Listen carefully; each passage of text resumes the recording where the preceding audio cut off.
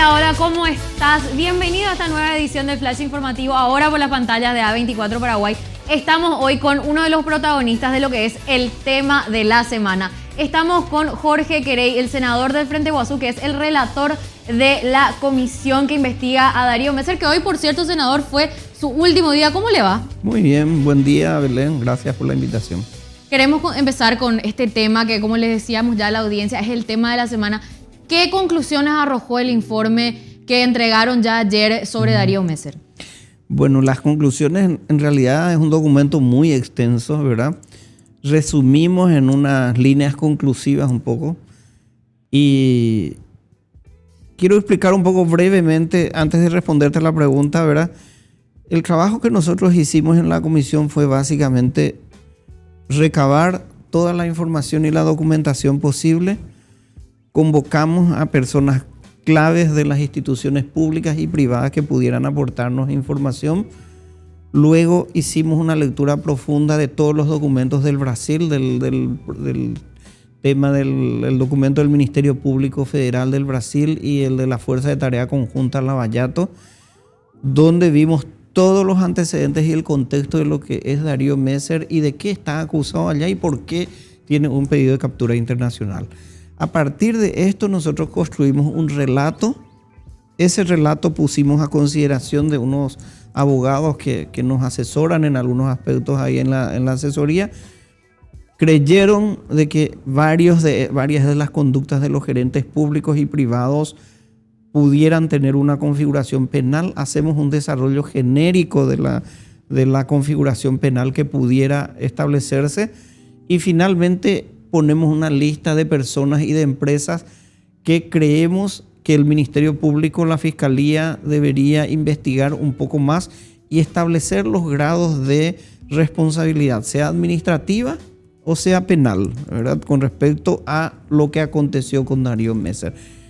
Las líneas conclusivas centrales, a mí me parece que en primer lugar Darío Messer es una persona que tiene suficientes elementos de que estuvo trabajando en el lavado de dinero a lo largo de más de 50 países, con más de 3.000, operando con más de 3.000 empresas offshores, con numerosas cuentas abiertas en diferentes ámbitos, en diferentes países, que en el diagrama del lavallato es impresionante porque se cruzan unas a otras, van a una cuenta, vuelven a la misma cuenta, es llevada. Hay cuentas en las que queda en el dinero solo por 6 horas, pero luego es trasladada, ¿verdad?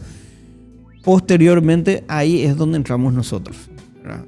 Entonces, la primera conclusión, existen méritos suficientes para decir de que estamos ante una persona que el Ministerio Público Federal de Brasil lo acusa firmemente del tema del lavado de dinero y asociación criminal más otros delitos conexos, ¿sí? A partir de eso es que nosotros entonces damos seguimiento al segundo eje conclusivo más importante, que me parece es qué responsabilidad tuvo la autoridad pública del Estado paraguayo en que parte de ese dinero haya sido utilizado por las instituciones públicas para meter en el circuito, diversificar las inversiones y tener un retorno Darío Messer. Y por último, las últimas conclusiones son algunas cuestiones que quedan pendientes creo, de una relevancia muy significativa, ¿verdad? El hecho del análisis que debe hacerse de las responsabilidades en CEPRELAT, los análisis que debe hacerse en el Banco Nacional de Fomento, Banco Central del Paraguay. Es decir, todas estas instituciones o no reportaron o reportaron tarde, y cuando se reportó incluso tarde de las operaciones sospechosas, se tardó desde el fines del 2015 hasta el 2018 en pasar al Ministerio Público, recién cuando los medios de comunicación instalan ese problema. A propósito del Banco Nacional de Fomento, el informe justamente dice que Darío Messer se abre en 2011 una cuenta en este banco, senador, y ya vemos después en esta cronología que armaron ustedes y presentaron en el informe, el primer reporte de operación sospechosa que se da sobre Chai S.A. es ya en el 2015, luego uno más sobre Matrix, y así siguieron los reportes de operación hasta que llega un informe de la CEPRELAD en junio pero sin embargo el Ministerio Público y nadie actuó. Estas relaciones son justamente las que usted mencionaba. Así es. A ver, para hacerlo sencillo, si yo tengo un error, 2 errores o 3 errores, podemos pensar de que hay fallas administrativas, explicar todo por las debilidades institucionales que tenemos. Pero cuando todas las instituciones han fallado sucesivamente y eso permitió diversificar a Darío Messer su dinero de origen desconocido, entonces ahí pensamos de que en términos de derecho nuestros abogados nos dicen hay que descartar una asociación ilícita para delinquir o básicamente un delito de lavado de dinero en grado de cómplice, ¿verdad? Justamente vemos en imágenes ahí la placa con toda la cronología, senador. Y incluso tenemos 2 reportes más en 2018. Darío Messer ya se constituía incluso con lo que es para los bancos como un cliente de alto riesgo y aún así las autoridades no estaban actuando. Esto se pudo haber dado incluso dentro de una especie de amiguismo, porque sabemos que Darío Messer es muy cercano al expresidente de la República. ¿Se dio como una especie de encubrimiento también? No, yo creo que Darío Messer, o sea, una cuestión aquí en el cronograma antes de pasar esto, ¿verdad? Si te fijas ahí en el 2012, un banco privado hizo un reporte y no le abrió la cuenta a Darío Messer. Sin embargo, por esa misma fecha, ¿verdad? El Banco Nacional de Fomento, ¿verdad? El Banco Nacional de Fomento sí le abre la cuenta. Entonces, ¿cuáles son las consideraciones que entran ahí? Porque muchas veces la gente no sabe qué es una operación sospechosa, que es un sujeto obligado. Los que leímos un poco detrás de esto estamos enterados. Pero una operación sospechosa es una persona que mueve importantes cantidades de dinero, que abre una cuenta corriente en la frontera, que es un extranjero, que tiene antecedentes numerosísimos vamos a decir, de investigaciones. Las investigaciones de Darío Messer no vienen ahora nomás. Desde el 2003 está investigado. Y antes que él ya estuvo investigado Morco Messer, que es padre de Darío Messer, ¿verdad? Y bueno, entre investigación, una causa que cae, etcétera, etcétera. Recién en el 2015,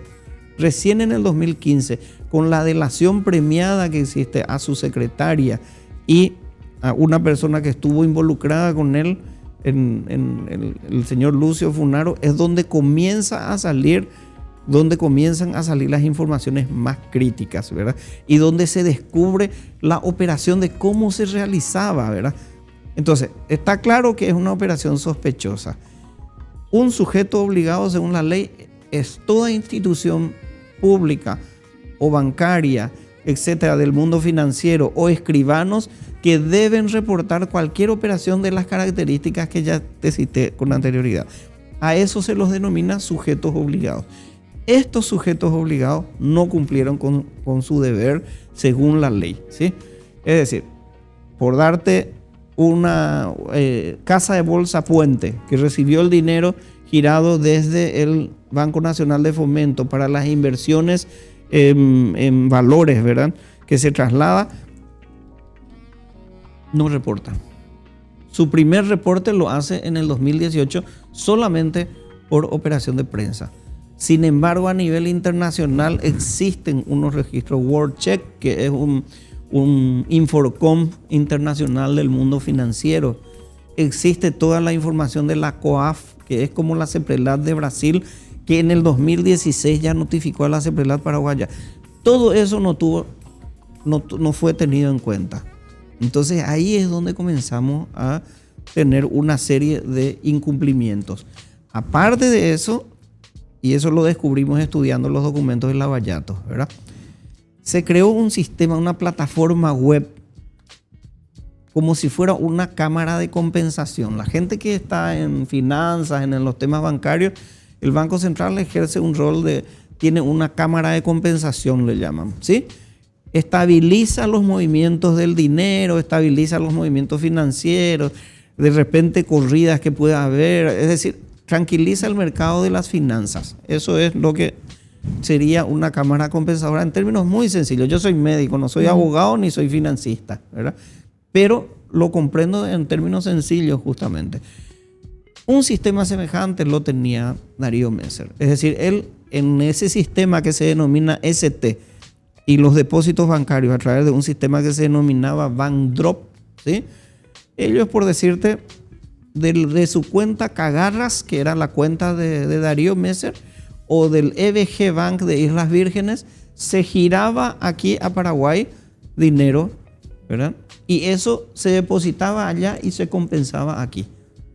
Y a propósito también que mencionaba justo el caso de la Casa de Bolsa Puente, Darío Messer adquiere bonos soberanos a través de esta Casa de Bolsa y también aparece una implicación directa de Santiago Peña con este caso, ya que Santiago Peña era en ese entonces, primero que nada, ministro de Hacienda y su padre, José María Peña, estaba trabajando y era parte activa de Puente Casa de Bolsa. Esto es una violación a la ley de las contrataciones públicas, según tenemos entendido. Nosotros pusimos eso, ¿verdad? O sea, en primer lugar, para mí fue sorprendente. A Santiago Peña lo habíamos en realidad invitado para que nos explique un poco el sistema de bonos, cómo se manejan los bonos del Estado, los bonos de Hacienda, los bonos soberanos, etcétera, etcétera. Esa fue en realidad la razón de la invitación. Sin embargo, de ahí surgieron algunas cosas, ¿verdad? En primer lugar, Hacienda no es que Hacienda vende los bonos, no comercializa. Contrata a una empresa operadora de valores, ¿sí? En este caso, le contrata a Casa de Bolsa Puente. Entonces, la pregunta que yo le hago ahí, bueno, me imagino siendo el mayor, vamos a decir, el mayor negociante, por ponerle un nombre, el Ministerio de Hacienda del Estado paraguayo. Entonces, si hay un contrato, entonces seguramente hay una cláusula donde exige cumplimiento pleno de las leyes antilavado. En el mundo de las finanzas, este es un tema crítico. Me dice que no. No hay ninguna cláusula, doctor. Y ahí es cuando ya salta la alerta en plena entrevista. Entonces decimos, bueno, pero entonces ¿cómo? No, eso se traslada totalmente a los sujetos obligados. Es decir, si Banco de Fomento me da a mí el dinero, yo no. Pero Casa de Bolsa Puente es un sujeto obligado también. Entonces, 1. 2. Si es un contrato, cuando utilizamos la terminología contrato, tiene que estar bajo la ley de contrataciones públicas.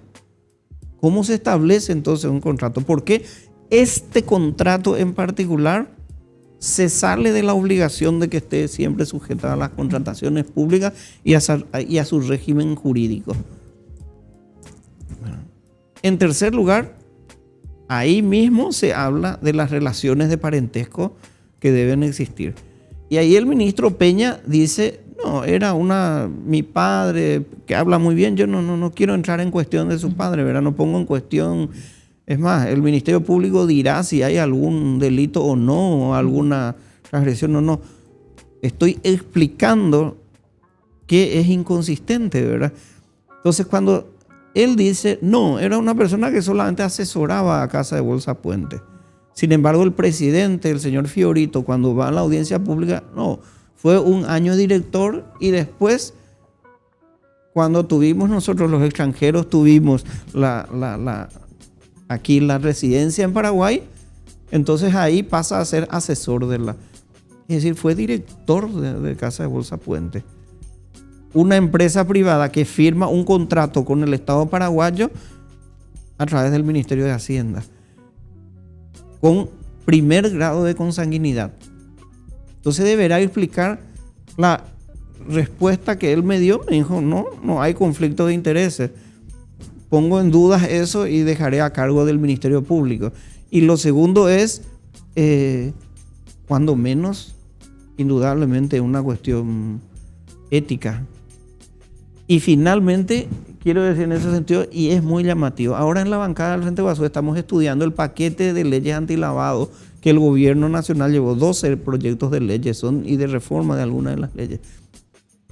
Y en una de las leyes que dice que todo funcionario público que maneje información sensible del Estado no podrá trabajar en el sector privado por 5 años. Surprise. O sea, estamos entonces ante una situación que se reconoce en las recomendaciones internacionales y nosotros no estamos cumpliendo entonces, ¿verdad?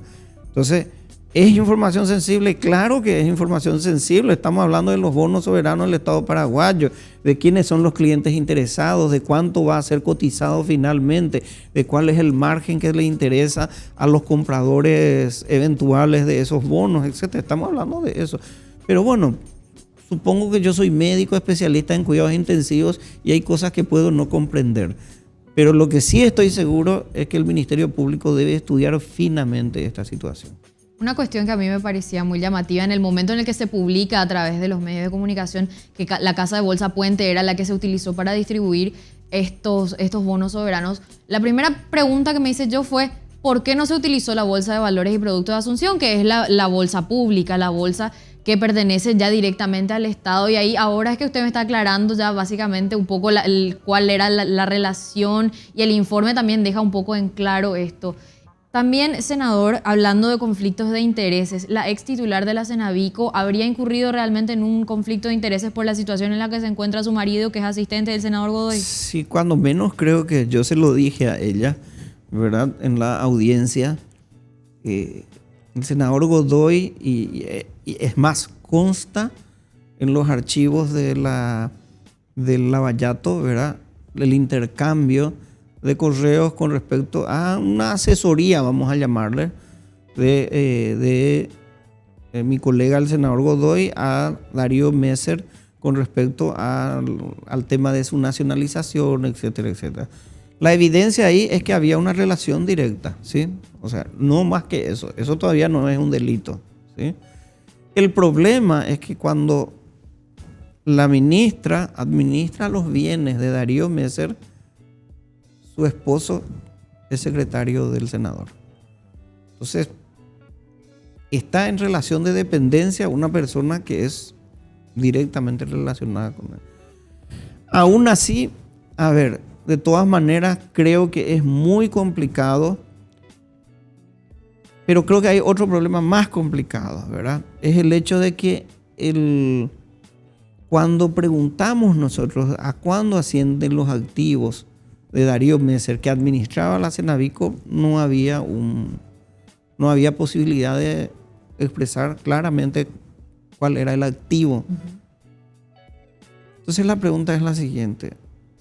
Eso nos expone a discrecionalidad del manejo, ¿verdad? Te pongo un ejemplo. Se habla de que una de las agroganaderas tenía 1000 cabezas de ganado. ¿Y por qué no 800? ¿O por qué no 2000? ¿O 500 cabezas de ganado? ¿Quién sabe después si no se tiene un recuento del activo, ¿verdad? ¿Cómo se sabe?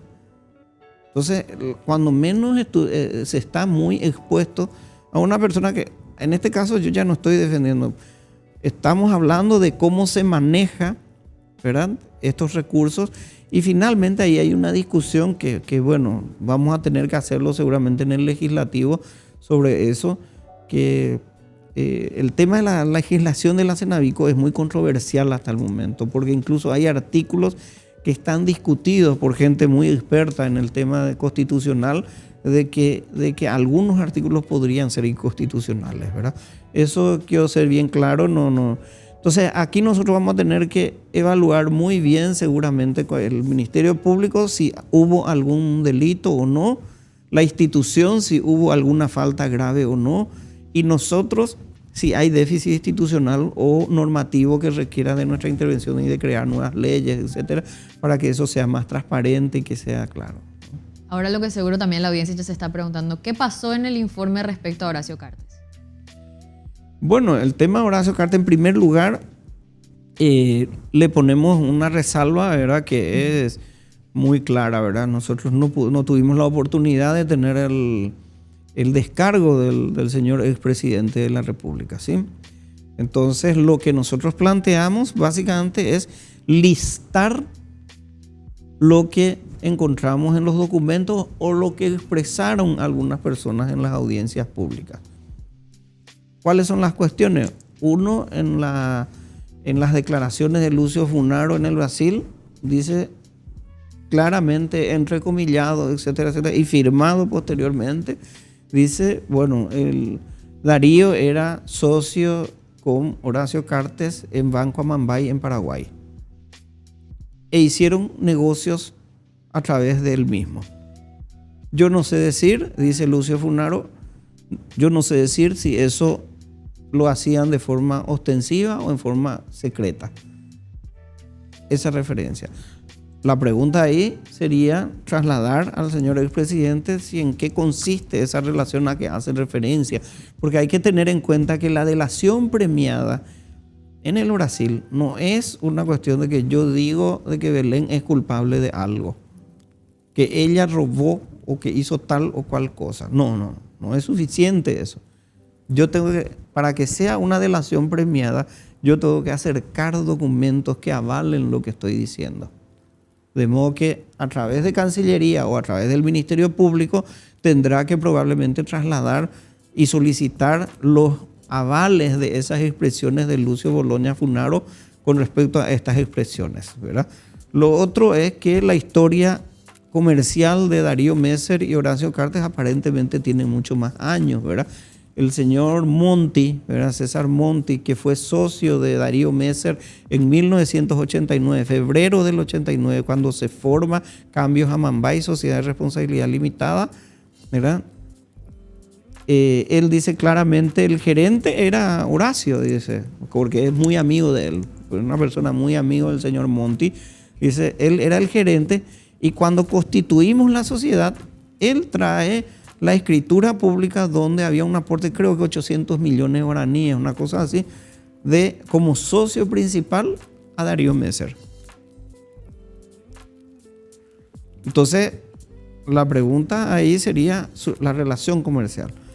Otra cuestión, finalmente, esos documentos que están hoy en la Fiscalía, no sé si recuerdan esa documentación donde Seprelat dice, aquí este documento llegó a la Fiscalía y este documento teníamos nosotros como el que tenía que ser enviado.